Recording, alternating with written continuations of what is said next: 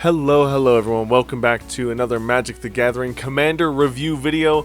Today we are still in the Portal 3 Kingdoms set and we're talking about Lady Sun. Now Lady Sun is a legendary human advisor, if I remember correctly. Yes, human advisor. It is a 1/1, it costs 1 generic mana and 2 blue mana. And it has a tap ability. Return Lady Sun and another target creature to their owner's hands. Activate only during your turn before attackers are declared. Pretty straightforward. You're going to bounce Lady Sun and one other creature every time you use this ability. It does have the ruling of if a turn has multiple combat phases, the ability can only be activated during the beginning of the declare attacker step of the first combat phase in that turn. So, you have from your upkeep to the beginning of combat step to use Lady Sun's ability as many times as you can with untap shenanigans and all that jazz. Now, exactly about tapping, untapping to like stack her ability to bounce multiple targets, I don't know if that's how that would work. I imagine if you stacked this ability and say you're going to get rid of target A and return Lady Sun to your hand. With that on the stack, untap her, tap her again, target B and Lady Sun will now bounce to your hand.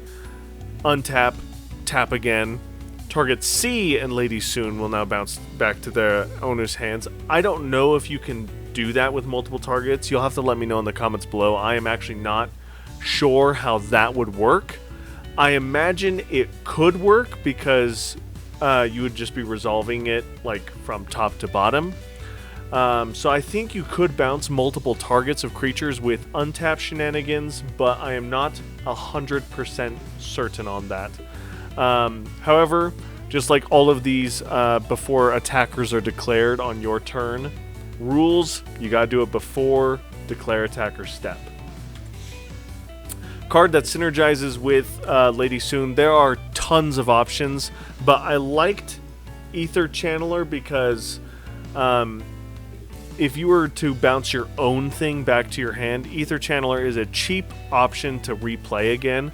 3 mana is still a lot, plus the 3 mana to play Lady Sun. So it's not the greatest, but Ether Channeler is the one I picked because,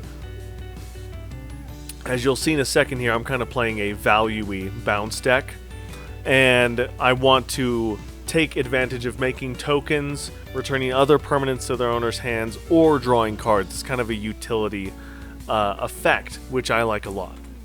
So going right along with that, the deck I have is a self-bounce like value engine deck where I'm going to use Agent of Treachery to steal my opponent's stuff over and over again, Sapphire Medallion to make all my blue spells cost a little bit cheaper so I can play them back out faster, and then a great card like Cryptic Command. It just, you can return things to your hands. It's very utility based. It's counterspell, it's tap all creatures. Very, very powerful card.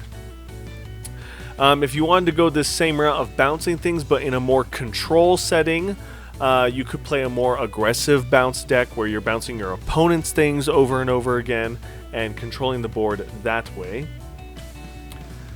And then lastly, for a fun janky deck idea, is a clone deck where you have non-token clones on the battlefield, shapeshifters that can morph into anything on the battlefield. You want to copy your opponent's coolest things. You want to make tokens of those things with 3 steps ahead, Rite of Replication. And then you can use Lady Sun to bounce the original non-token copy back to your hand, play it again, and copy your opponent's next coolest thing, and then make tokens of that. So just kind of this cool, like, I'm going to play whatever my opponents are playing with, and I'm going to do all of it together, and it's going to be very powerful and hopefully synergistic. But this deck is cool, but it will depend on the meta of the group that you're playing in. So I like it because it morphs to the power level of whatever you're playing with, and it can be a lot of fun that way. And that's going to do it for Lady Sun. It's a bounce effect on a stick. You can use that for your own personal gain or for oppressive control reasons. However, like I said in the beginning of this video, or earlier this video, it is expensive to have to pay that 3 mana again. Even with things like the Sapphire Medallion, that's 2 mana every time just to get Lady Soon back in play. Not to mention, if you're bouncing your own things back to your hand, you're going to have to play those things from your hand again or find other ways to put them back into play. So it can become very expensive to use Lady Soon's ability. But it is cool. It is a bounce on a stick. You could just have Lady Soon as a defensive piece to get rid of nasty threats before your opponents can use them against you. Obviously, they have to be creatures.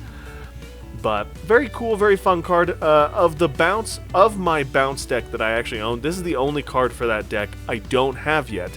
Because Portal 3 Kingdoms and a lot of these older cards are obviously very expensive. So I have thought about doing a proxy of this card just so I could play with it. Obviously, I'd let my play group know beforehand that I have this as a proxy. I don't think that they would mind because my deck isn't high power leveled comparatively of what a bounce deck could be. Because I don't play oppressive bounce, I just play like value engine. And it's not strong. Like, there are much better bounce commanders out there in mono blue. So I don't think my play group's going to mind. Obviously, I'm going to check with them beforehand if and when I get a proxy. Let me know what you guys think in the comments below. What do you guys think about, speaking of which, about playing with proxies? What do you guys think? Do you guys think proxies are okay within your group? Is your group strictly on we will only use Wizards of the Coast products as far as Magic the Gathering is concerned? Let me know in the comments below. I'd love to hear your guys' thoughts. I actually have 2 proxies total, like of my entire collection. I only have 2 proxies. It's a Dune Oakenshield that I got from an artist in Europe, and then I got a Eugen the Spirit Dragon. I don't remember where I got that one from, but I ordered that one in just because that was years ago when I was first starting my collection, and I never tried proxies before. But my play group hasn't really had too much of an issue with it, especially because I only have 2. There's someone else in my play group that has a couple proxies that they got from like an online website, like when they were first ordering. And so they have that in like one of their decks. They have a couple proxies in. So let me know what you guys think down in the comments below. And I'd love to hear your thoughts. Let me know if there's anything I missed with Lady Soon or any cool synergies or combos that I didn't mention. What do you guys think about this card, and how would you use it differently than how I've already explained it? So thank you guys so much for watching, and as always, I'll see you in the next one. Bye!